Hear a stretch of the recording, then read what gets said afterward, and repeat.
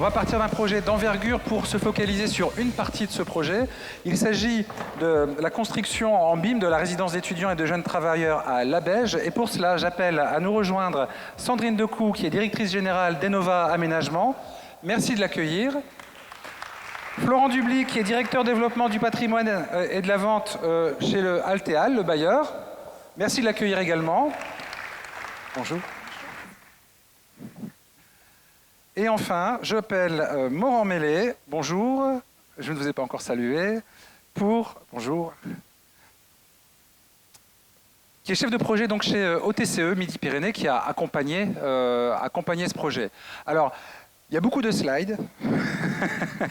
Je pose le cadre et je leur mets la pression devant témoins. Beaucoup plus que prévu. Donc, je compte sur vous pour être efficace, pour répondre à ces fameuses 3 questions. De quel programme on parle? Ensuite, pourquoi et comment le BIM? Et enfin, que vous puissiez nous partager votre retour d'expérience sur les côtés plutôt positifs comme sur les côtés plutôt point de vigilance. D'accord?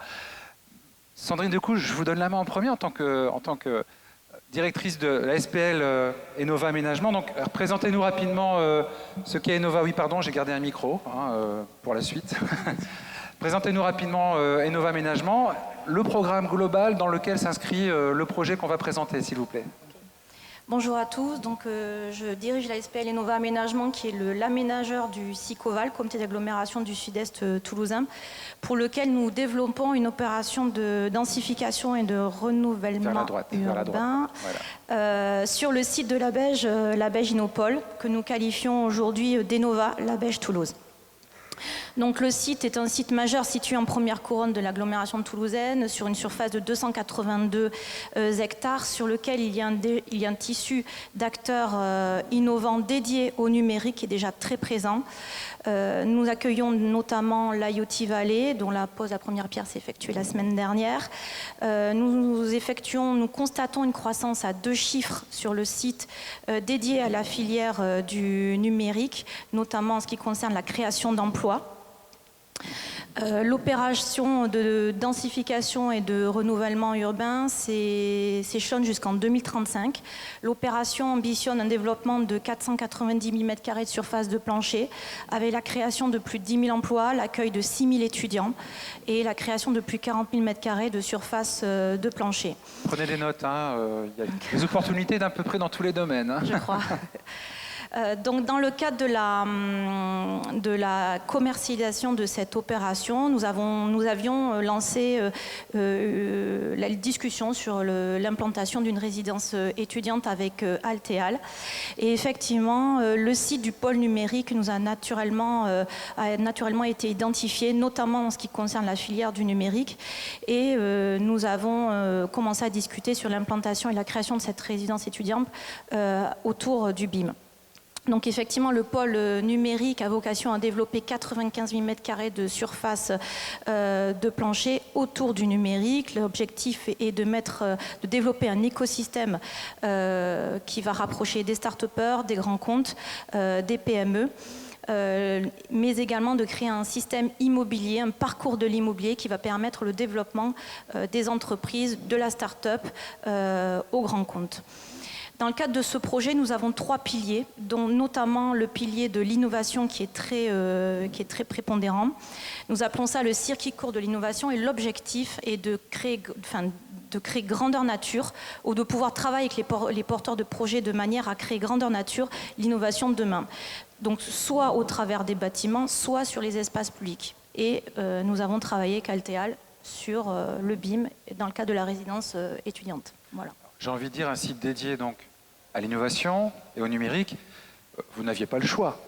Il fallait que ça se fasse en BIM. Ça s'est fait naturellement. Voilà, c'est exemplaire en plus, voilà, comme le sera le site. D'accord, donc avec Altéal, donc Monsieur Dubly, donc en tant que représentant d'Altéal, donc plus communément connu parce que cette appellation est récente, comme Colomi Habitat, c'est ça, le bailleur Colomi Habitat.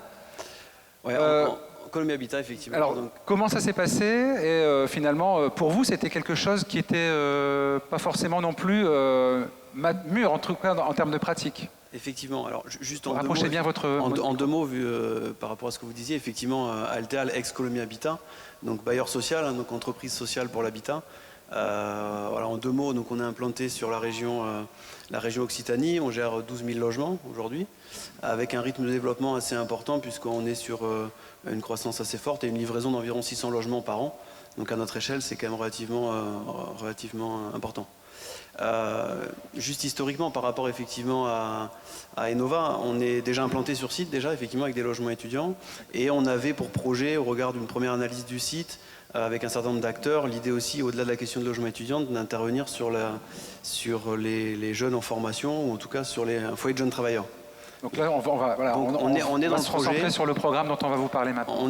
Donc par rapport à ce qu'expliquait Sandrine, on a effectivement ce projet, et j'en dirai 2 mois après, eu la volonté effectivement de l'intégrer en BIM déjà tout naturellement parce que le site était propice, les réflexions aussi, c'était tout naturellement qu'on s'est penché sur la question. Aussi pour expérimenter, dans le sens où on voulait toucher aussi un peu de concret, qu'on avait...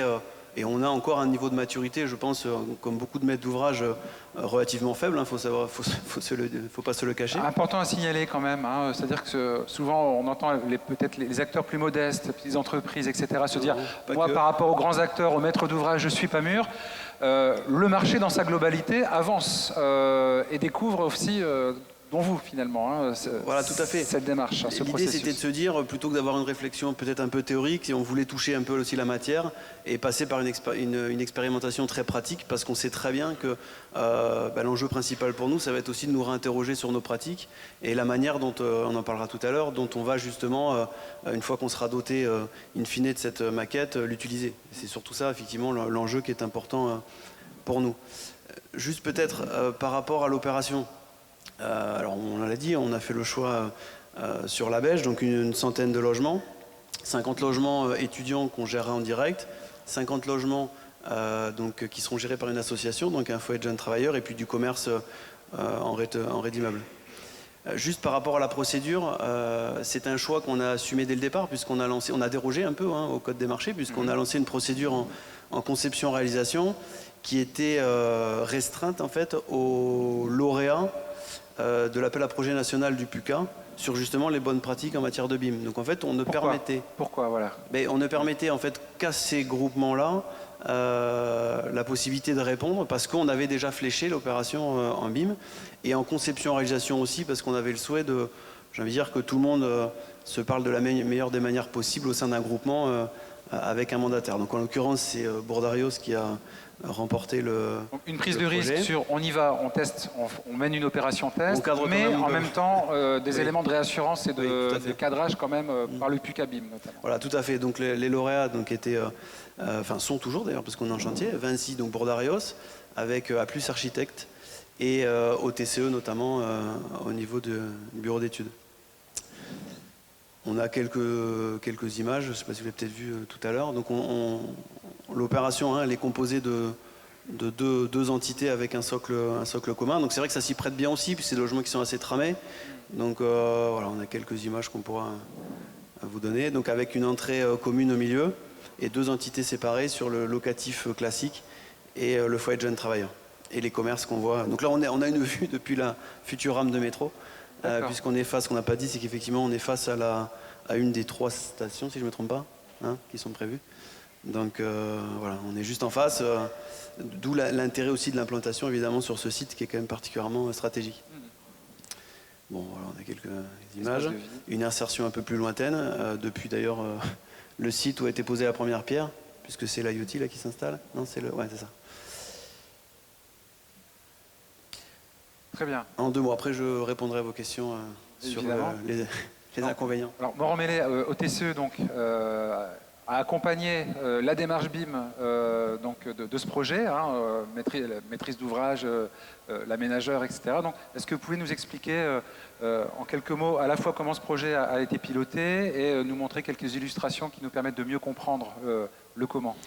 Oui, tout à fait. Alors, effectivement, on est dans un cadre de conception-réalisation avec l'entreprise Bordarios qui est mandataire et le cabinet d'architecture A+, qui est donc l'architecte du projet. On a travaillé de manière relativement, je dirais, classique, puisque finalement on est dans le cadre d'un projet porté par le PUCA, mais c'est surtout le niveau de définition du BIM qui a été, on va dire, davantage poussé. On n'a pas été sur un projet particulièrement intégré au niveau de la réalisation des études, au niveau de la conception. Donc effectivement, j'ai quelques images. Alors voilà, là c'est la maquette architecte, mais qui est rentrée sous Revit, donc les rendus sont effectivement pas tout à fait les mêmes. Ça permet donc de montrer effectivement qu'on tourne au niveau du bâtiment, on peut tourner un petit peu autour. La maquette est également en présentation au niveau des postes qui sont de l'autre côté. Et on peut s'amuser un petit peu avec. Donc on retrouve effectivement ces deux îlots posés sur un socle commun. Donc là on a une vue un petit peu en perspective avec un point de vue au niveau du sol. Simplement donc, moi ce que je voulais vous montrer aujourd'hui dans le cadre du retour d'expérience, c'est simplement, voilà, là on a la vue architecte, et là on va maintenant pouvoir éclater la maquette et montrer je dirais même finalement... atomisé, Voilà, donc on a une petite constellation d'objets qui en fait, là on est sur la maquette ELEC, donc on revoit les cheminements de câbles principaux et avec tous les appareillages qui représentent les petits points que vous voyez. J'ai une vue un petit peu différente où on est intégré, là donc directement on a fait une coupe par rapport à l'intégration des équipements électriques. Donc on repère, alors c'est peut-être un petit peu léger parce que l'écran est peut-être un peu petit, mais ouais.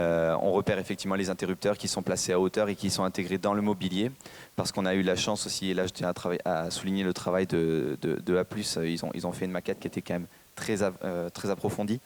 Et d'un très très bon niveau. De meubles, etc. Oui, avec tout le mobilier, toute l'incorporation du mobilier, et puis un niveau de détail aussi au niveau des jonctions, de tous les petits détails qui est très poussé. Une petite vue ici, donc là on est sur la maquette fluide, on a 3 maquettes, une maquette CVC, une CVC plomberie, une maquette électrique et une maquette structure. Donc là on est sur la maquette CVC qui représente donc toutes les liaisons des différents fluides, et puis bon, on voit quelques émetteurs qui flottent aussi. Avec des portages communs ou pas? Alors, je rebondis. Je m'y connais un peu maintenant, attention. Il n'y a pas de supportage effectivement sur les. Commun, Effectivement, il n'y en a pas dans la partie logement, puisqu'on est en incorporation. Voilà, alors là j'ai choisi juste un petit détail au niveau du R+2, il y a une petite zone en ERP. L'intérêt pour nous effectivement au niveau de la conception, donc j'ai fait un joli rond rouge, ça permet juste de montrer le travail de pré-synthèse au niveau d'un stade pro, beaucoup plus approfondi que la plupart du temps, j'aurais tendance à dire. Là on est sur un élément de synthèse qui est quasiment définitif. Donc aujourd'hui, on peut dire qu'au stade pro, la gaine, on sait exactement où elle passe, on peut dimensionner le soffit exactement aux bonnes dimensions, et derrière, on sait qu'on a une intégration qui sera, sinon optimale, il y aura pas de problème. Qui ne nécessitera pas de réintervention. Voilà, ça va alléger véritablement la synthèse qui sera réalisée en exécution, parce qu'il y a eu une pré-synthèse qui a été approfondie lors des phases de conception. Un petit détail aussi, donc là j'ai fait une petite coupe au niveau d'une gaine technique. On voit de la même manière les comptages qui sont représentés, et donc ça, effectivement ça nécessite un petit peu de travail, mais en stade de la conception on est capable de valider précisément des dimensions d'éléments techniques, et on est capable de le visualiser et donc de s'assurer que derrière c'est pas peut-être ça fonctionne, c'est ça fonctionne. C'est compatible, tout est compatible ensemble.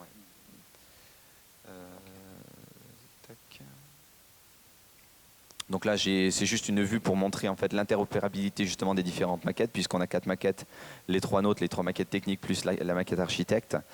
Là, on est sur donc la maquette structure, qui représente tous les éléments de structure, qui est une maquette différente de la maquette architecte, et sur lesquels donc que j'ai mise en transparence, et sur lesquels on voit toute la partie CVC.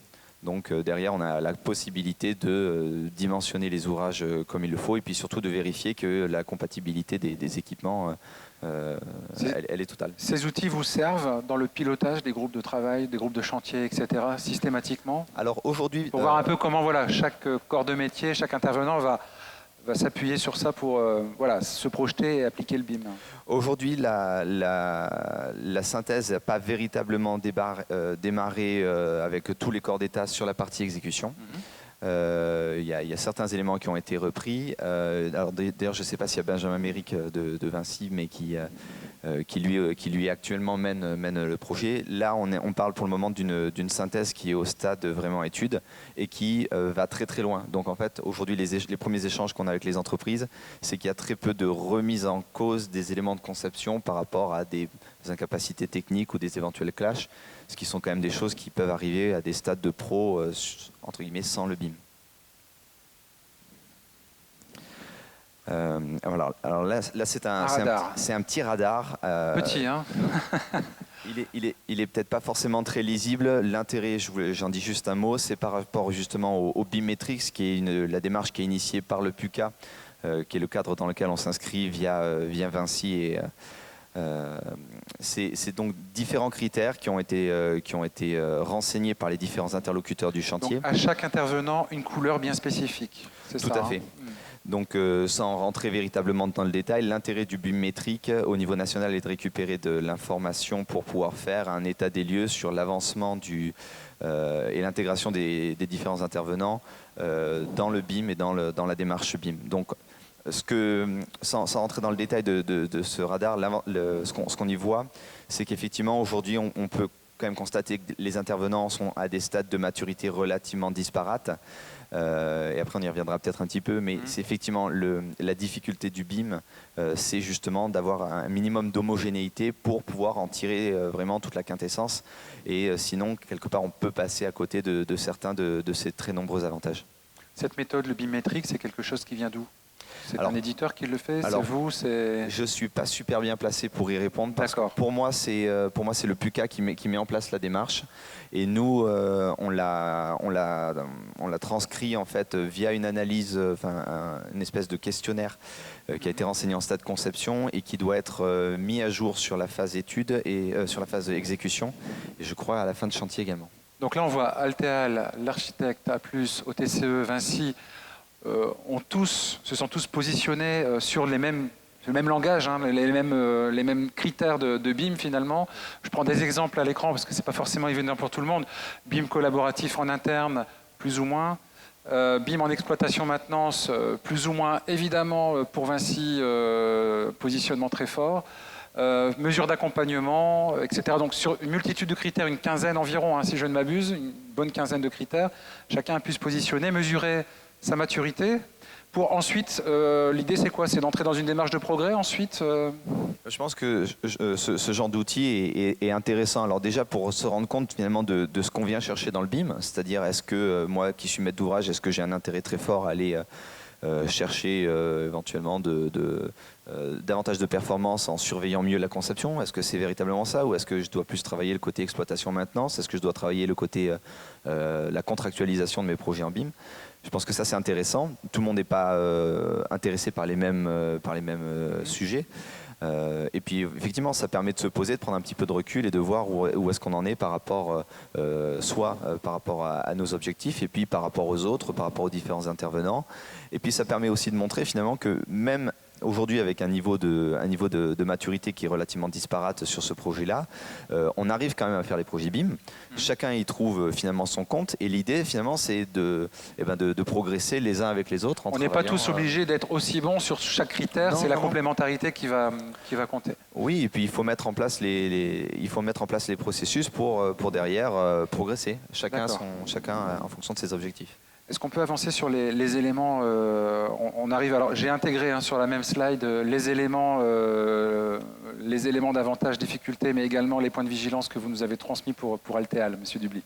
Voilà. Donc allez-y là finalement sur les avantages, difficultés et points de vigilance respectifs. Je vous laisse la parole à tour de rôle pour vous exprimer. Peut-être Madame Decou, comme vous avez commencé. Moi, les avantages du projet, c'est que j'attends surtout un retour d'expérience de manière à intégrer tous nos projets en BIM dans le cadre d'une cartographie à l'échelle du quartier, une cartographie 3D, de manière à faciliter la commercialisation. Donc, c'est les prochains points qu'on va voir si c'est compatible avec notre maquette 3D, et de manière à le systématiser dans les cahiers des charges de cession de terrain. D'accord. Donc, un enjeu aussi en termes de commercialisation, c'est intéressant. Pour Altéal, Monsieur Dubly. Juste petit rappel par rapport à ce qu'on disait, l'expérimentation qui est en cours, puisque le chantier a démarré il y a quelques mois et sera livré en août 2020. pour la rentrée universitaire de septembre, évidemment. C'était principalement, effectivement, enfin, c'est principalement axé sur la partie, on va dire, conception travaux. Alors pour vous, ce qui compte, c'est l'avenir. D'où le fait, effectivement, que dans la slide précédente, on voyait qu'effectivement, on était un peu moins concerné finalement. Sur le volet conception, maintenance, exploitation. Ouais, tout à fait. Donc là, la question, et nous, c'est pour ça qu'on a fait une expérimentation, parce que ça peut nous pousser aussi un peu vers l'eau et nous faire un peu violence parfois. L'idée, c'est aussi de se poser les vraies questions en termes de conséquences par rapport à la fois à nos organisations, notre structuration. Parce que si c'est pour se retrouver avec une belle maquette et un DOE finalement dont on ne pourra pas en tout cas tirer tout ce qu'on souhaite tirer au niveau des éléments techniques, etc., parce qu'il sera mal connecté avec notre outil aussi principal informatique, parce que derrière nous, par exemple, on n'intervient pas avec des régies directes, mais on fait intervenir des entreprises dans la gestion de nos immeubles. C'est vers quoi? C'est vers comment on leur met à disposition l'outil. Exemple de métier, d'intervenants. Que ce soit du multiservice ou de plombier, enfin tout type de métier en fait interviennent. Donc est-ce qu'on leur met à disposition via une plateforme? Est-ce que nous derrière en interne, on s'est structuré pour venir au bout de quelques années faire la modification des éléments lorsqu'il y a des remplacements de composants? En fait, c'est la vie finalement un peu du carnet d'entretien de l'immeuble. Voilà. Et donc le vrai sujet pour nous, au-delà de la construction et de le fait d'atteindre un niveau qui nous permet d'avoir un cahier des charges qu'on pourra reproduire dans le neuf, notamment à venir, c'est surtout ça, c'est surtout les enjeux d'exploitation de maintenance et puis aussi quid des 12 000 logements qu'on a en gestion. Mais ça, c'est encore un autre sujet. D'accord, merci. Donc, d'autres projets dans les tuyaux en BIM finalement? Ça vous a donné l'envie ou l'opportunité de... On démarre. Mais évidemment. Et on se donne jusqu'à justement la livraison pour mener cette réflexion et puis essayer de se donner des perspectives et puis pour passer à la phase suivante. En tout cas. Et avec en plus un outil d'évaluation, en tout cas d'auto-évaluation qui permet d'en tirer peut-être des éléments qualitatifs et quantitatifs pour progresser. Morand Mélé, dernier point sur les côtés retour d'expérience. Oui, alors effectivement, alors, je vais commencer par le point négatif pour terminer par le positif. La difficulté effectivement qu'on rencontre dans ce genre de dossier, c'est que ça nous impose un niveau de rendu au niveau notamment du pro à la fin de la phase de conception, un niveau plus fin, davantage de détails. On ne peut pas se permettre, quand on zoome, en fait, qu'il n'y a rien qui fonctionne, c'est pas du tout l'intérêt. Donc ça veut dire qu'il y a un travail qui a été assez conséquent au niveau déjà de la maquette archi, qui a été très travaillée, et puis au niveau de nos maquettes techniques aussi, de faire en sorte que tout fonctionne bien, et derrière de regarder l'intégralité des détails qui peuvent apparaître. Et effectivement, derrière, l'avantage, il est énorme. C'est-à-dire que on travaille en conception-réalisation, il y a une continuité qui est nécessaire pour que la phase de conception, elle porte ses fruits et que derrière, l'entreprise puisse réaliser de manière efficace et en cohérence avec ce qui a été décidé d'abord. Donc la maquette BIM, elle s'inscrit tout à fait dans ce schéma-là, de pouvoir justement avoir une passation fluide entre la phase de conception et la phase de construction. Et enfin, une meilleure appréhension du projet, bien sûr, parce que ça veut dire que pour rentrer dans le projet, c'est finalement très simple, que ce soit au niveau des entreprises sous-traitantes qui vont intervenir ou même tous les interlocuteurs qui ont pu développer le projet pendant la phase de conception. On a un problème, on vient zoomer à n'importe quel endroit et on a une accessibilité qui est presque ludique pour venir traiter les différents problèmes qu'on peut rencontrer à tout stade du projet finalement. Merci beaucoup. On va passer maintenant aux questions-réponses dans la salle. Je vais vous prendre un des micros et ça aussi, du coup, oui, pour la suite. Merci. Qui souhaite réagir là-bas? Merci de vous présenter. Bonjour, Cécile Jolivet, ADIM Occitanie, donc je suis promoteur Vinci, mais quand même, j'avais une question qui me travaillait déjà avant. Le BIM manager dans votre opération, il est intégré chez l'entreprise ou chez le maître d'ouvrage. Et est-ce qu'il y a eu un impact sur le délai global engageant de l'entreprise? Il est intégré chez l'entreprise générale, qui est mandataire effectivement de l'ensemble du groupement. Après, je sais que ce soit le cabinet d'architecte ou le bureau d'études, vous avez aussi, vous, les référents en interne. Ça, je peux essayer de te dire deux mots. Mais c'est vrai que le référent BIM Manager qui signe aussi la convention, parce qu'on contractualise avec l'État, il est chez Brodarios. Oui, effectivement, parce que nous, il y a un BIM manager qui a permis de mettre en musique finalement tout le projet sur la partie BIM, qui effectivement fait partie même des équipes Vinci France, et qui lui est un véritable référent et qui permet finalement un accompagnement du fait notamment qu'on est dans le cadre d'un projet PUCA. Et après, effectivement, chacun des interlocuteurs a un référent BIM, et puis après, il y a les différents intervenants qui, eux, travaillent sous les différents logiciels, que ce soit Archicad ou Revit. Merci. Autre réaction, autre question dans la salle sur cette résidence, ce projet? Oui. Adrien Verpilla, BTP Consultant. Rebonjour.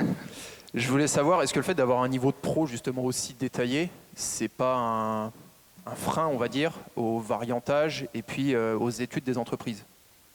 Alors, le variantage, alors excusez-moi, je suis naïf sur le sujet, n'est-ce pas? Donc, si on peut juste réexpliquer de quoi il s'agit juste avant, très rapidement. Oui, enfin la variante, c'est-à-dire de proposer une solution. Ah oui, les variantes. De proposer une solution technique un peu alternative à ce qui pourrait être initialement conçu. Alors, d'où l'intérêt en fait de ce projet en particulier. On est sur un projet en conception-réalisation. Et donc pour un projet en conception-réalisation, le véritable intérêt, le véritable gain de temps, il est quand on arrive à amener en amont, dès les stades d'avant-projet, les entreprises, y compris les entreprises sous-traitantes de l'entreprise générale. Et c'est ce qui a été fait. Donc à mon sens, ça a été bien fait sur ce projet parce qu'on a pu échanger avec les entreprises et partager les solutions techniques qui ont été mises en œuvre dans le cadre du projet avec les entreprises et leur façon de faire. Ça a été des sujets effectivement d'échange avec ces entreprises-là, que ça soit d'ailleurs même Vinci sur la partie gros œuvre, mais aussi on va dire les entreprises principales, c'est essentiellement l'électricien, le CVC. Mais effectivement, c'est un frein dans la mesure où derrière, il y a un niveau d'engagement au niveau de la conception qui est supérieur à simplement faire un principe général. On va beaucoup plus loin dans le détail et donc il est nécessaire d'être certain que ce qu'on va proposer, c'est partagé. Voilà. Après, je ne pense pas que dans un cadre de marché séparé à l'OTI, avec une consultation classique, ça soit particulièrement un frein non plus. Simplement, l'entreprise derrière doit, elle, mettre les moyens aussi en face pour pouvoir s'assurer que sa solution technique, elle est viable. Oui. Trois questions. Dis donc, on est tranquille pour la suite, je préviens tout de suite. Les prochaines seront donc pendant la pause. On a déjà 3 questions groupées là. Je suis déjà présenté tout à l'heure. Donc le projet PUCA, c'est quoi exactement? Parce que je ne connais pas. Enfin... En 2 mots, alors le PUCA pour moi, vraiment là, je maîtrise pas particulièrement bien le sujet, mais pour moi le PUCA est un organisme interministériel qui a vocation à développer certaines compétences au sein des métiers du bâtiment et donc à lancer des concours dont il y a eu au niveau national, je veux dire, dont il y a eu des lauréats et ensuite ces lauréats ont été finalement permettent de flécher, effectivement comme l'a expliqué Monsieur Dubly, ça permet de flécher certains appels d'offres. Pour quelqu'un qui ne connaît pas, c'est déjà super comme définition. Donc c'est le plan d'urbanisme, construction, architecture, c'est ça. Mais grosso modo, vous avez bien résumé. Organisme d'État et qui effectivement a aussi pour objectif d'apporter les premiers retours d'expérience. C'est clairement ce qui est indiqué puisqu'on a aussi des points intermédiaires à faire, un bilan final avec le BIM manager et l'ensemble de l'équipe. Et c'est aussi un peu comme les retours d'expérience qu'on voit aujourd'hui, mais quelque chose qui va être, écrit, tracé, avec une traçabilité. Et puis l'ensemble des opérations qui sont réalisées via ces expérimentations font l'objet de ces retours d'expérience, que ce soit au niveau des travaux, mais aussi, je sais, et c'est peut-être la deuxième étape pour nous, il y a une vraie réflexion autour notamment de la question de l'exploitation maintenance. Voilà, donc il y a aussi, une deuxième expérimentation type maintenance, quoi. Avec un volet innovation aussi, incitation et accompagnement des entreprises. Deuxième question, présentez-vous s'il vous plaît. Marc Thomas, bureau d'études structure. J'aimerais que vous nous parliez de la transition entre l'équipe de conception, la phase pro, et la phase exécution, où les entreprises passent en exécution, et donc dimensionnement, pour moi, des ferraillages. Alors ça se passe très bien. Je vais même dire ça s'est très bien passé. C'était ça la question? Ça se passe bien ou pas bien? D'accord, non mais vous avez deviné. D'accord. Non mais oui, concrètement, le principe pour moi, le principe du BIM, c'est que ça doit offrir une totale transparence. En plus, je le répète, on est en conception, en réalisation, mais ce serait le même sujet à mon avis si on ne l'était pas. Les maquettes ont vocation à être finalement données aux entreprises utilisatrices et il faut quelque part, à mon sens, guider les entreprises pour qu'elles puissent se les approprier.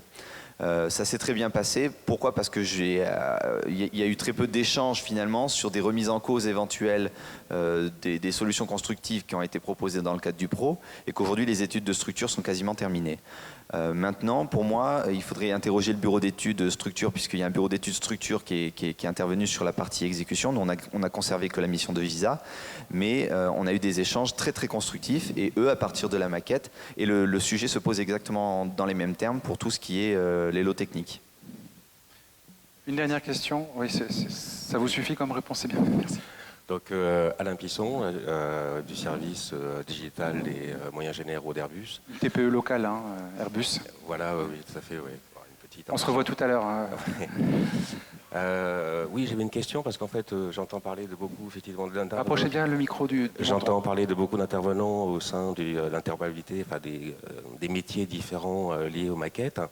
Quelles solutions vous utilisez justement pour cette collaboration entre les différents corps d'État ?